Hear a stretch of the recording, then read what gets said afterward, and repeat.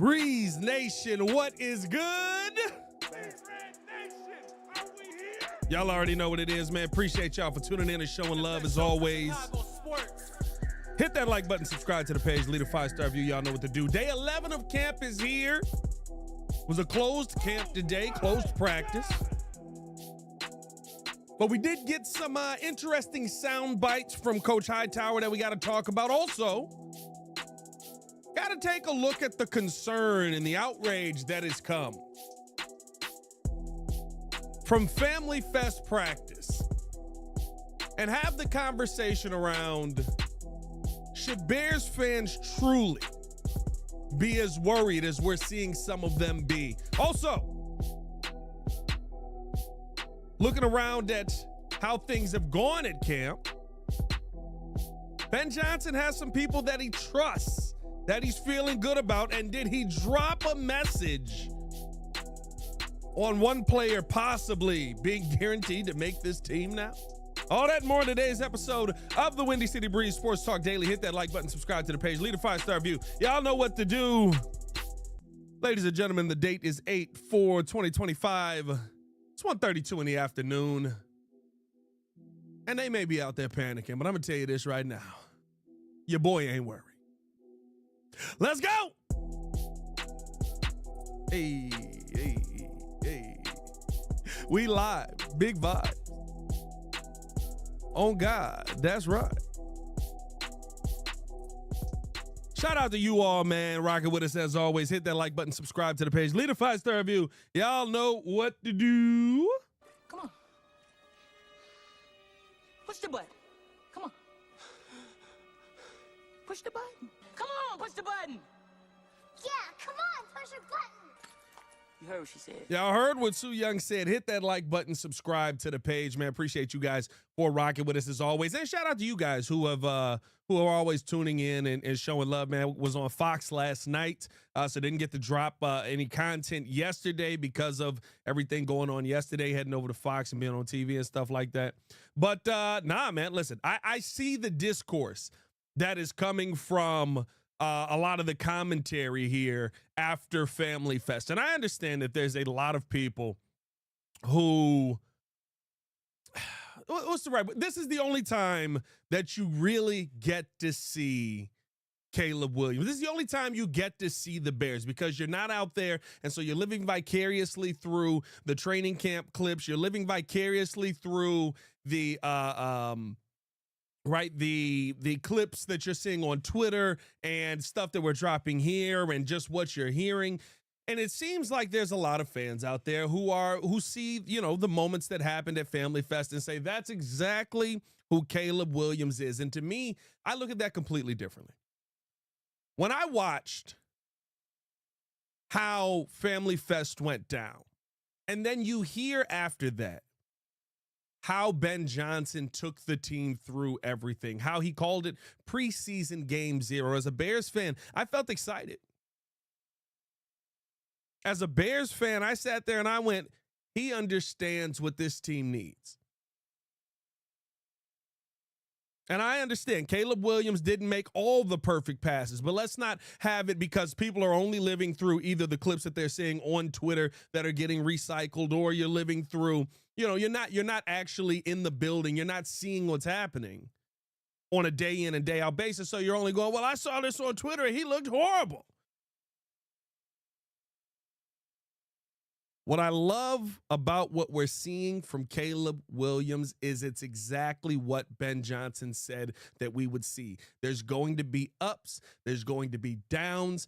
I would say Family Fest probably was a little bit more of a down for Caleb Williams and the first team offense as a whole. I know we only look at this as Caleb, but the first team offense as a whole. The biggest concern that I think we need to have around this team probably has more to do with the fact that we're still having some pre-snap penalties on false starts and on you know, just not being ready to go at the line in practice number 10. We didn't get to see practice 11 today. But on a day in and day out basis, Caleb Williams has continued to improve his game. On a day in and day out basis, Caleb Williams has continued to say, okay, I got this information from the day before. I need to build on this. Doesn't mean it's always worked out perfectly. Doesn't mean that it's always been a seamless transition into the next day. Doesn't mean that these are excuses for where they should be. Ben Johnson called it out. Ben Johnson was the first one to say, hey, we're not going to win very many games playing like that. But it's why I love what Ben Johnson did in preseason game 0, I guess we're calling it. You know this is going to be some of these guys' first time ever stepping foot in front of fans in Soldier Field. New system, new coaches, the whole 9 yards. Let's get them comfortable. Let's understand, okay, this is where the nerves are going to come in. Stay down here at the hotel. You got to think about everything that's going to happen tomorrow when you're in that hotel. Now we're going through the getting ready for it process like we're preparing for a game. Now you're out in front of fans, 26,000 fans.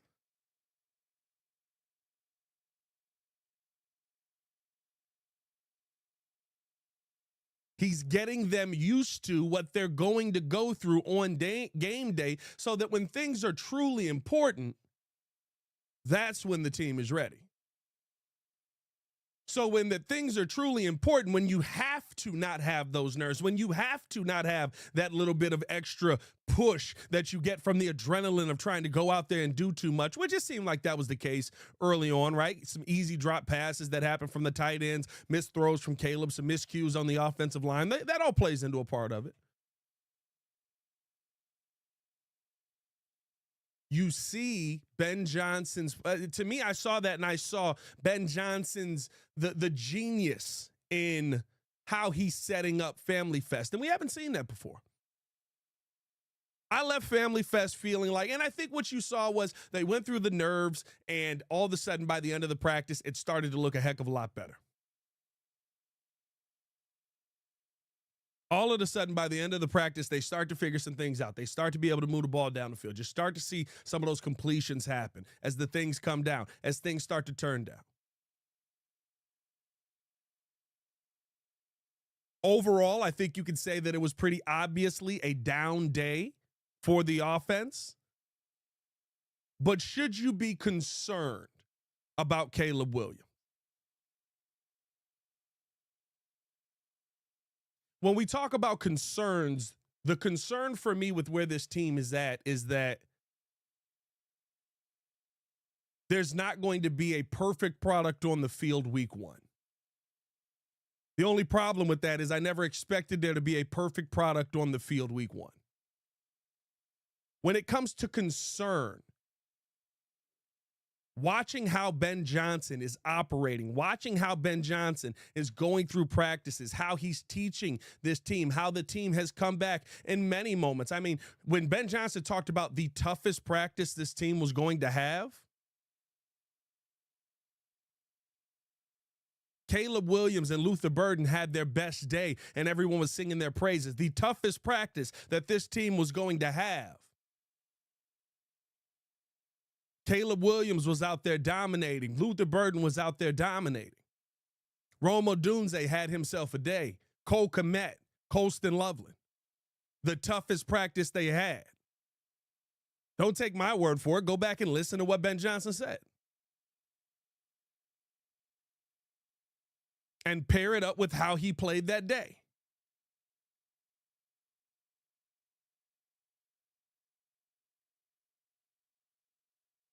So, no, I'm not concerned at where Caleb Williams is because as you go through training camp, just like Ben said in the very beginning of his thing, you're going to have ups, you're going to have downs. Success is not linear.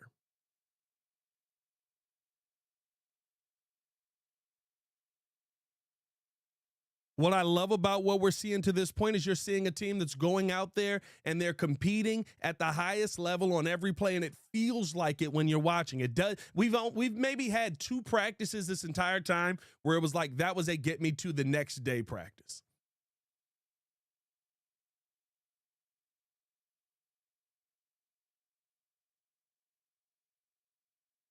And they were both shelled practices. And I went back and I looked at my notes from last season. And I thought that it was interesting that when I went through, and unless I just took bad notes on a certain day, I believe there were only 8 practices that Matt Eberflus had this team padded.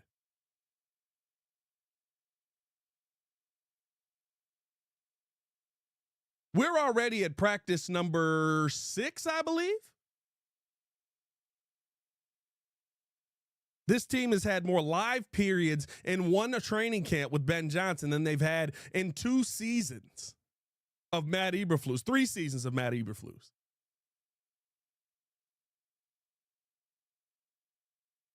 Because they never had these live moments, again, coaching the team to put them in a position where it's going to be successful when the football matters. Live tackling periods, thud periods.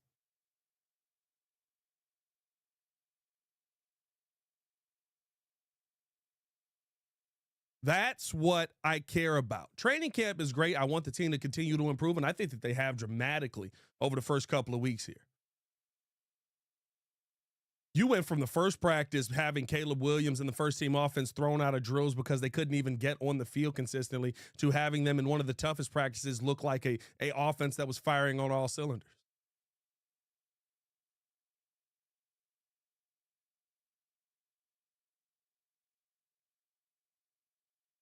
That's a big jump. And I get it. The one practice that everyone got to see is the one where the offense didn't look its greatest. But that is not who this offense has been. That is not who Caleb Williams has shown to be through this entire process. In fact, I would say he's a quarterback that's continued to get better every single time we see him have one of those struggle periods, have one of those tough days. He bounces back that next day and says, you know what, we need to fix this. We need to adjust this. This is where we need to improve here. And you see it on the field.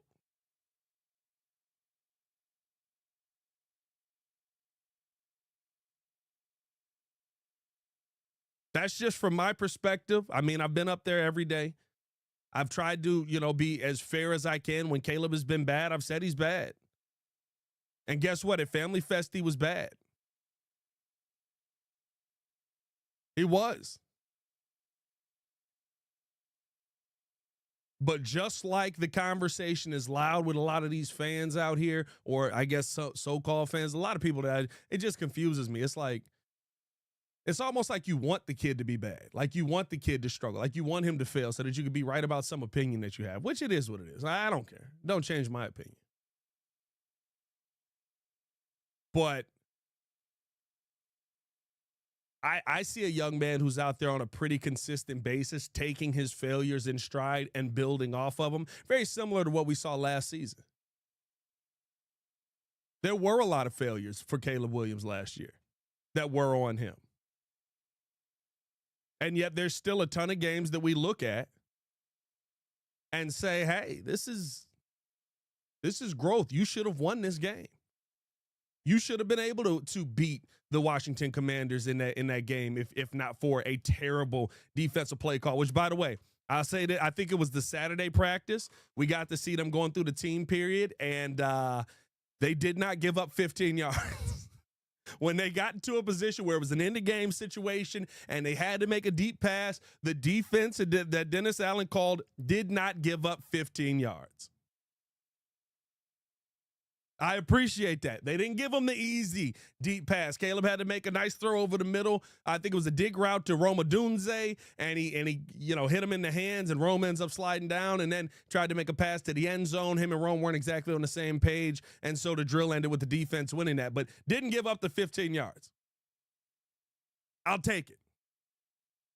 Shout out to y'all, man. Appreciate y'all in the chat as always. Hit that like button, subscribe to the page, leave a 5-star review. Y'all know what to do. Chicago Bears Central in the building. Said MVP must have been the smartest kid in his class. Sometimes you got to ignore some people, bro. Yeah, I mean, you let them live in the chat, but sometimes you got to ignore them. What do we got? What else we got? Shout out to y'all in the comments, man. Appreciate y'all for tuning in and showing love. If you have not done so, hit that like button, subscribe to the page. Majin Bobby Hill said nothing to do with wanting him to fail to be bad, but rather he is what we said he was. I'd love for him to be the savior, but knowing what we gave up for him and seeing the results is painful. What results are you seeing? Honestly, somebody tell me, what results are you seeing? You saw a rookie quarterback put up the best rookie season you've ever seen from a Chicago Bears quarterback. And if he replicates that season, he will be top 12 in Chicago Bears passing yards.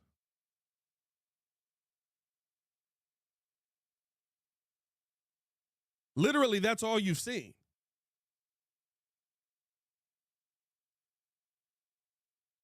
You can't tell me you're basing your opinion off of a clip you're seeing on Twitter of one portion of one drill.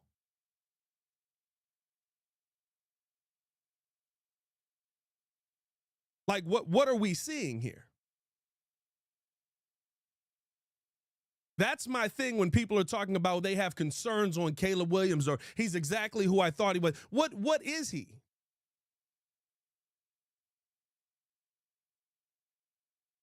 The guy who overcame basically not being coached well in his rookie season and going out there and still putting you in position to win games for other decisions to be moved on or for other decisions to be made that took wins away from him. If that's who he is, I'm living.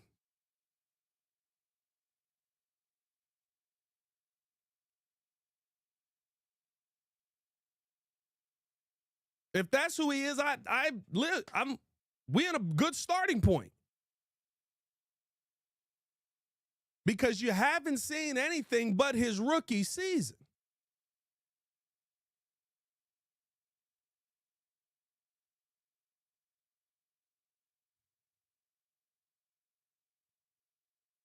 It's very confusing to me. Doesn't say much with such a poor history. Doesn't appear to be mentally strong enough. His accuracy has been very subpar, holding it just as long, if not longer, than Justin Fields, which was y'all main concern. Well, first off, I told y'all you fix the offensive line and none of this matters. It's a bunch of quarterbacks that hold the football a long time in the NFL.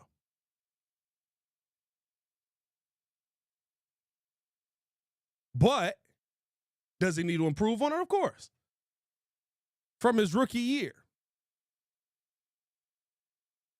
But when we have the days at practice where you see him being incredibly accurate, when we have the days in practice where you see him being incredibly on time, playing on schedule, playing in the pocket, when those clips come out, why don't we pay attention to those? See, the problem with a lot of people out here is you only want to push the propaganda that fits your narrative.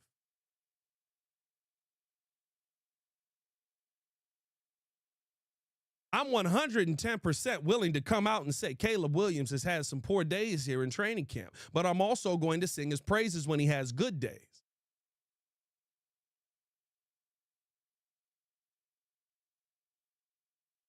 The only retweets that go on some of y'all pages are when Caleb Williams throws the football 4 times at a stationary for the 3-box drill and he doesn't hit the boxes. Oh, look at the inaccuracies. Yeah, but in a real drill where he had to hit somebody on time running down the field to the left side in Olamide Zacchaeus, he hit him in the hands for a touchdown.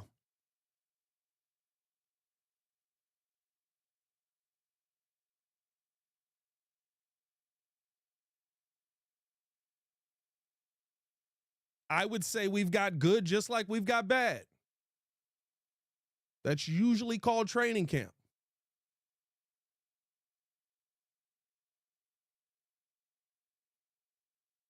I mean, like,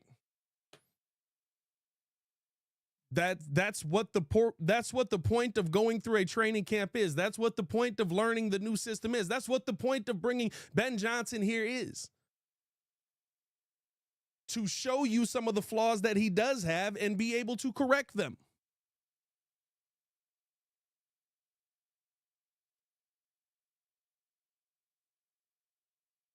But hey, everyone's entitled to their own opinion. Like I said, my big thing is he having those bad days and coming into the next day and having a good one? Is he building on those? Is he learning from the mistakes? That's all I care about at the end of the day. I thought it was also interesting, especially when you take into account, you know, kind of the things that Ben Johnson is trying to build up here for the Chicago Bears. We heard from Richard Hightower today. By the way, hit that like button, subscribe to the page, leave a 5-star review. Y'all know what to do. Heard from Richard Hightower today. Richard Hightower screaming, not singing, screaming the praises of Ben Johnson. Again, another reason why I just feel so confident coming into this season and feel so confident about what's going to happen in the future of the Chicago Bears. Here's Richard Hightower talking about how he feels about Ben Johnson. Been fortunate. I know what a good coach looked like because I've been around all of them. So I can tell you for a fact, we got a damn good head coach here. A damn good head coach. I'm just telling you. I know what they look like. I've been around them. So, and it worked for Mike Shanahan, John Fox, Gary Kubiak, all Super Bowl winning or went to Super Bowl head coaches. So, yeah, I mean, you always, because he was on the opposing team, you always kind of knew who he was and things like that. But I had never worked with him. But I knew from afar when I watched some of his press conferences or some of that stuff, I was like, the guy's pretty sharp. But then when you work with him and you can see the attention to detail and how he meticulously looks at everything, no matter what it is, dives deep into things, all right, and has an eye. Real head coaches have an eye for things when they happen, all right, and they're able to anticipate stuff. And like, I'm just telling you, like I'm just telling you. And I ain't sit up here and talk about it forever, but you guys just watch. We got a good head coach. I've been around a lot of them. All right. Damn good. Special. Bro, y'all should have seen us in the media room when we were hearing him talk about that and just, you know, sing the praises, scream the praises of Ben Johnson and how good of a head coach he truly is. Like, listen, I thought it was also funny where he brings out, you know, I've been around a lot of guys who are head coaches, and you wouldn't expect a first-time guy to be like Ben is. That's the reason I continue to say this. The reason I have confidence in this upcoming season has nothing to do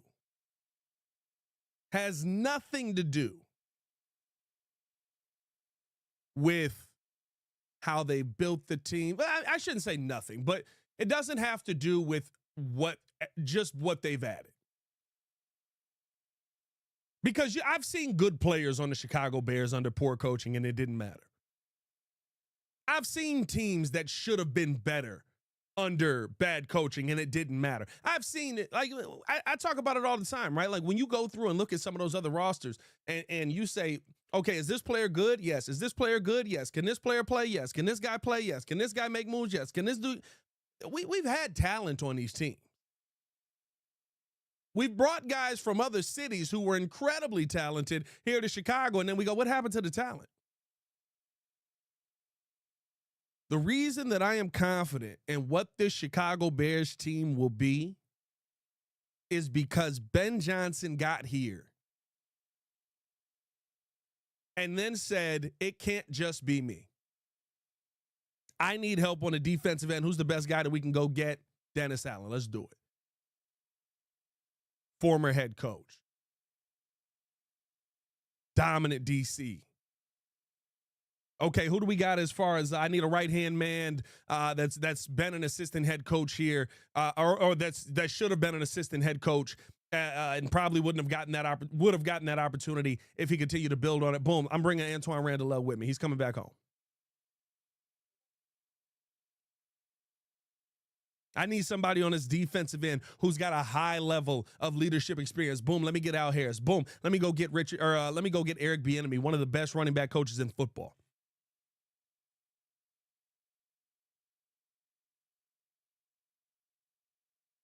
I feel so confident because with one of the brightest minds in the room, which whatever you believe Ben Johnson is going to be, you have to believe that he's at least one of the brightest minds in football based on what we've seen him doing in Detroit. He goes on and says, I need the best of the best around me. Let me keep Richard Hightower, who has been at the forefront of this special teams thing, and keep him here. Those are the minds that, to me, you see have consistent success. Those are the minds that, to me, you see go out there and turn into the Kyle Shanahans, that you see turn into the Sean McVays, because they go, I know what I'm doing, and I need everybody else so that I can focus on what I do well and we can build this thing up together. Usually the guys that are just the geniuses and show up and go, let me get that guy, let me get that guy, let me get that guy, let me just do what I do.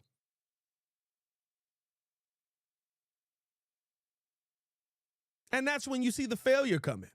That's where you see the struggles come in. Because there's this ego there of, hey, I just got to be the man. Everything that Ben Johnson has done has been to increase the level of competition in the building, and I just love it. And I think he did it again when he talked about Kyle Monangai. I think he did it again when he talked about what Kyle Monangai can bring to this team. I don't know if you guys saw this the other day, but it sounded like to me Ben Johnson was confirming that Kyle Monangai is going to make this roster when he said we feel like he's somebody that we can trust this fall. Now, I guess in theory, right, fall is coming up when the preseason games get here. Technically, we'll be into fall by the time football gets here. But, like, it sounds like Kyle Monangai is a guy that's going to make this team. And because of that, I truly feel like Ben Johnson, yet again, raising the competition in this building. The 7th round pick is going to be somebody that can take your job if you don't work hard enough. DeAndre Swift, Roschon Johnson. Because not only is he somebody who could make this team, but he's somebody that we trust right now. HT said as much today when he was talking about players that were difficult to stump in those team meetings. And he gave a veteran, he talked about Travis Homer, and then on the flip side, he talked about Kyle Monangai.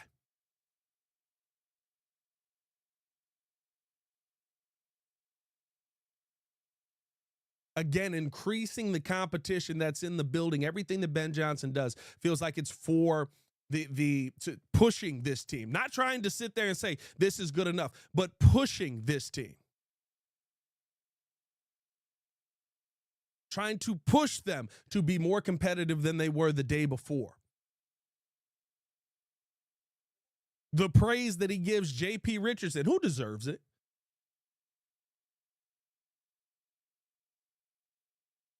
JP's balled out. I think I've only seen JP Richardson drop 2 passes this entire camp in team periods. I think I've only seen him drop 2 passes. And they're throwing the football to him. But the praise that he's given to JP Richardson for some of those guys who are fringe guys at the end of this roster. For some of those guys who maybe are on the cusp who are like, nah, I might be on the team. I'm on the bubble.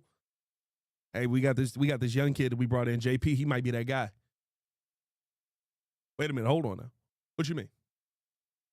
I thought even when he talked about players that he trusted, did you notice the name that he left off there? I guess the couple of names that he left off there, both of the rookies. Both of the high-powered rookies on the offensive side. He said he had trust in Cole. He had trust in DJ. He had trust in Rome. And he finished it off with Olamide Zaccheaus. Cole makes sense. Cole's been here. You expect Cole to be a part of this team.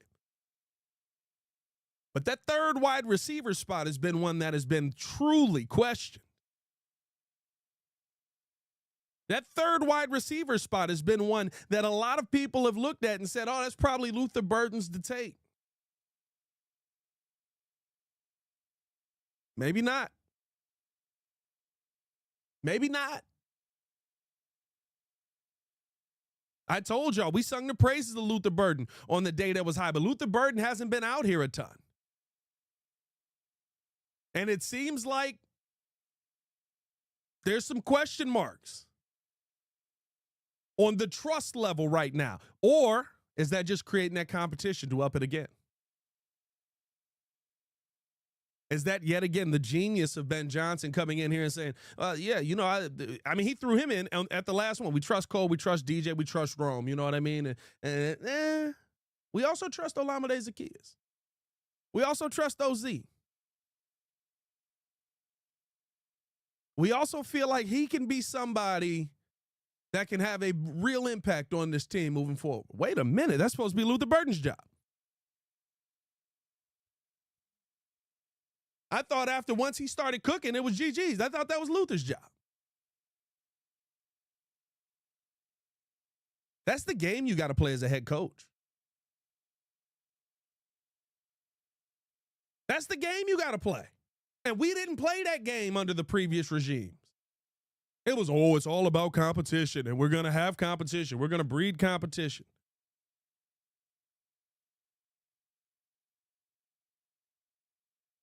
But then you would see a Nate Davis situation and you would go, well, who's competing for the right guard position? Because it seems like you won't give it to anyone else.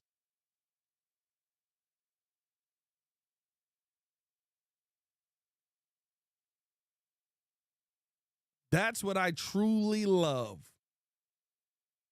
about what we're getting out of Ben Johnson here early. He is not shying away from what he wants this team to be. He is not shying away from calling guys out and pushing guys to be better. He's not, and you want to know what's going to happen? You're going to weed through the guys that shouldn't be here, no matter who it is.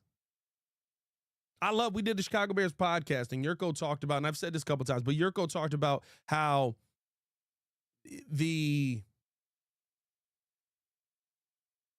he went through the coaching changes and he looked around and realized that nobody that he was on the team with previous to the coaching staff was still there.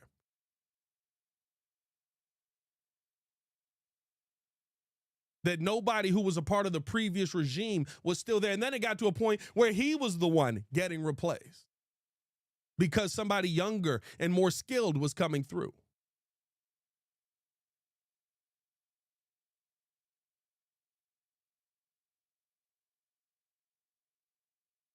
Those are the things to me that you will start to see happen here. I told y'all, your favorite Chicago Bear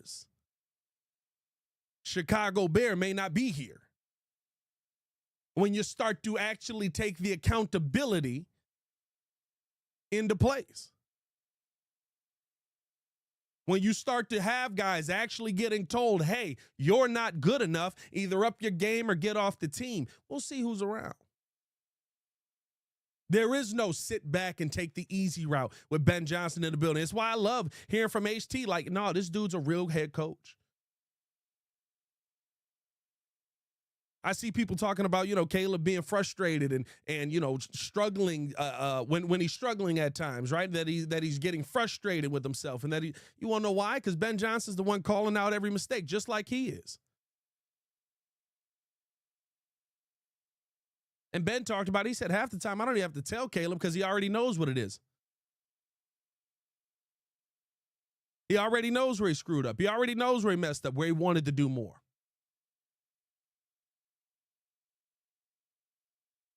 But he doesn't get a pass on that. You don't get to sit back and just chill and say, I'll get him on the next one. No, go out there and be better. And if you screw up, get off my field. This sets the standard. And what you're starting to see from that, I saw this at the Saturday practice. What you're starting to see from that is as Caleb gets better and more comfortable in his system, you're starting to see him go out there and be the one to call out some of these people. You're starting to see him go out there and be the one trying to hold his teammates to that standard. There was a play right side of the end zone. Luther Burden ends up having a shot. Tyson Bagent threw him the ball, and he threw it a little bit over his head. But it was a ball that Luther probably could have at least tried to go get. I don't know if he comes down in bounds, but he kind of just watched the ball go over his head. And you hear Caleb Williams from the left side, because we're standing facing the field, so he's on my left. You hear Caleb Williams going, Luther, you got to go after that. That's your ball. Come on, let's go. Get yourself together. You got to go after that. Turn around, see him barking at Luther as Luther's walking back to the huddle. Now you're starting to see that standard trickle down to the team. Now you're starting to see the team, as they get comfortable, go, hey, man, that's not how we play. You got to play like that. We saw none of that last year. And maybe it is because Caleb's in his second year. Maybe it's because you've got a team in the second year starting to feel a little bit more, confident in themselves. Some of the rookies and stuff like that, Roma Dunze, Caleb, and guys like that. But, like, you didn't see any players, veteran or rookie, calling players out. You never saw it.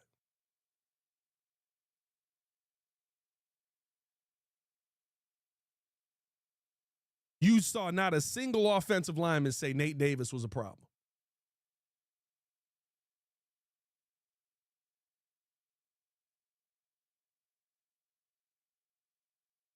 You saw not a single player on this team of the 19 leaders that we had last season, the 19 captains that we had last season, not a single one of them say, hey, why is this okay?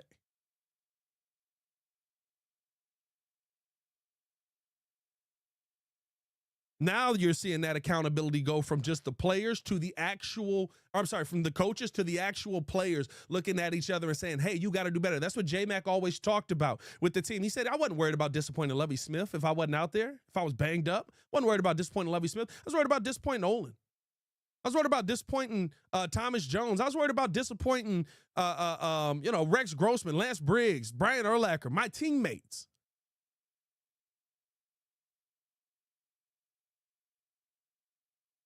Team-led teams, player-led teams are the ones who truly go out there and win at the highest level. And you're starting to see that transformation happen. And what's going to be one of the funniest things to see is when this team actually does start winning and they actually do start looking like, Caleb is the leader, and we start to see it on the field, and people are going to look at this team differently this year with Ben Johnson and all that. When the wins actually start coming, all those moments where the haters or the people that are looking at his body language and saying, oh, he's throwing a temper tantrum because he's yelling at his teammates. Then that's when it turns into, oh, look at the fire this guy has. Oh, look at how passionate he gets about winning. You know what he's on. That's when it always becomes that. And that's my favorite part. Usually we see that with other quarterbacks. Feels like we're going to see that a little bit here with the one in our building, at least how I look at it. But hey, man, appreciate y'all for tuning in and showing love. Hit that like button, subscribe to the page, leave a 5-star review. Y'all know what to do. Got to go record the Chicago Bears podcast. That will be dropping later on today. So stay tuned in for that. We'll have, I believe we're going to go live at 5. I got to hit the boys up. So we may be live here yet again at 5 and having that conversation. I'm sure that all the people who just keep spamming the same comments will be in there. Rachel, what's going on with you, my boy? I didn't even see that you jumped up in here. I do got to say this. I saw somebody sent me the clip of Chicago Bears Central saying, Chicago Sports Central saying that we called them out on this fantasy football thing and we're the one that's ducking. First off, I didn't call you out. We didn't call you out. I think somebody in the chat asked us about doing a fantasy football game, and we was like, sure, we'd love to do it. Let's get it done. Second off, we hitting the save the date or set the date. Hayes, you going to be in town on the 24th. Run it, my boy. You going to be in town on the 24th. Run it. Let's do it. Let's get it cracking, baby. Because y'all already know what it is over here. We ain't ducking no smoke. You'd be wrong. JC called us out. Well, hey, find the clip on that. You find the clip and send it to me. Because as far as I remember, somebody in the chat is the one that said, hey, y'all should do a flag football game against each other. We was like, oh, cool, let's do it. And I think from that, we did have conversation on who would end up winning that flag football game, but there was no call out.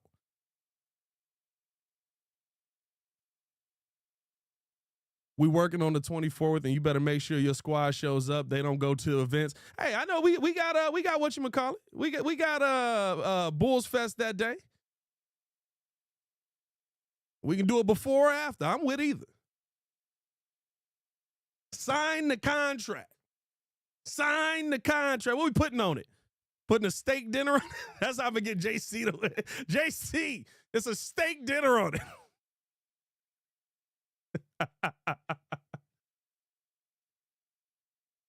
Windy City Breeze outside of Pat ain't showed up to Bulls Fest yet. Yeah, that's because most people in Chicago don't show up to Bulls Fest, my boy. I ain't gonna lie to it. I ain't gonna lie to you.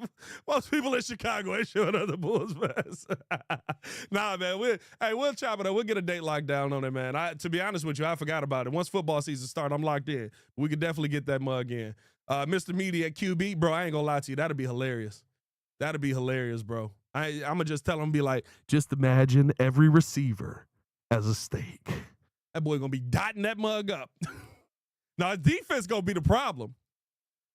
Doug Key, make sure Joel ain't working on the bathroom. Listen, the Breeze crew travels deep. We might have to get Bando out on this mug too. I mean, I can't count on the old guys. I don't know about that. But I know Kid will be there for some competition. JC will show up. I'll be there. Drew probably show up. Joel may have a bathroom.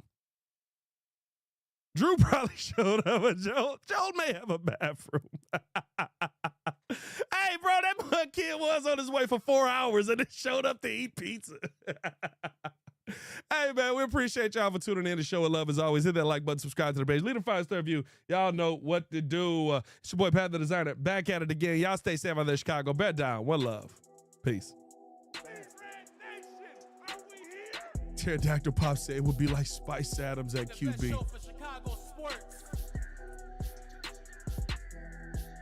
Hey, real talk, mugs definitely need to start stretching about 2 weeks early, though, because y'all already know.